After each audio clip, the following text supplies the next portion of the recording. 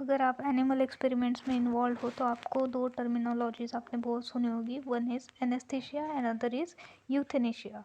तो इन दोनों में डिफरेंस क्या होता है?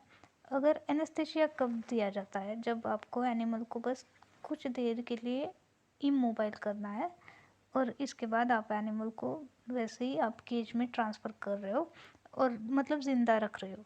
और यूथेनेशिया तब किया जाता है जब आपको एनिमल को डायरेक्टली मारना है, पर हम ऐसे कैसे भी नहीं मार सकते एनिमल्स को, तो क्योंकि एथिक्स है, प्रिंसिपल्स है, गाइडलाइंस है, इसलिए प्रॉपर वे में उसको किल करना होता है, वो यूथनेशिया बोलते हैं। पेनलेस किलिंग मतलब उसको कुछ भी पेन नहीं होना चाहिए, इस तरीके से सेफ तरीके से उसको मारना।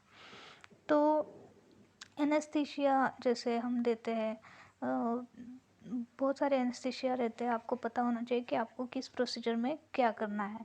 जैसे अगर कोई सर्जरी करनी है तो कीटामिन ज़ाइलाज़ाइन का कम्बिनेशन इंट्रावेनसली दे के, सॉरी आईपी रूट से भी दे सकते हो आप।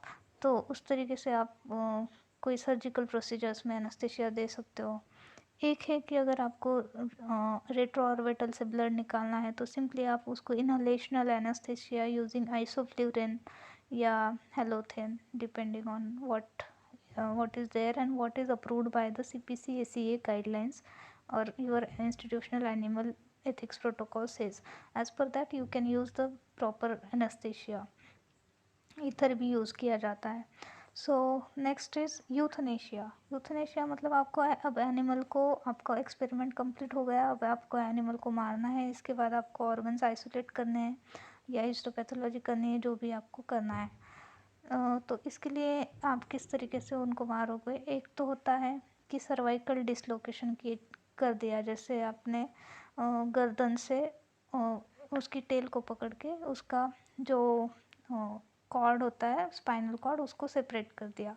एक होता है डिकैपिटेशन, मतलब उसकी गर्दन को डायरेक्ट आपने ऐसे कट कर दिया। तो एक होता है CO2 एस्फेक्जेशन, दैट इज़ आप क्या करते हो, एक चेम्बर में उसको रखते हो और CO2 गैस दे देते हो। हमें पता है कि हमें जीने के लिए ऑक्सीजन चाहिए होता है, तो CO2 अगर आप पर्च कर दोगे तो उससे एनिमल की डेथ हो जाती है। और एक है ओवरडोज ऑफ एनेस्थेटिक एजेंट। तो जैसे आपने कीटामिन ज़ाइलाज़ाइन है बहुत एक्स्ट्रा डोज में दे दिया भर भर के, या यूरिथेन देते हैं जनरली लैब में, तो ये एक्स्ट्रा डोज से क्या होता है, वो एनिमल उसका जैसे सब बॉडी मूवमेंट स्लो हो जाती है, जैसे रेस्पिरेशन, हार्ट बीट वगैरह, और अल्टीमेटली उसकी डेथ हो जाती है। तो ये डिफरेंस है एनेस्थीसिया और यूथनेशिया में। अगर आपको कोई और कुछ इन्फॉर्मेशन अवेलेबल है तो आप बता सकते हैं।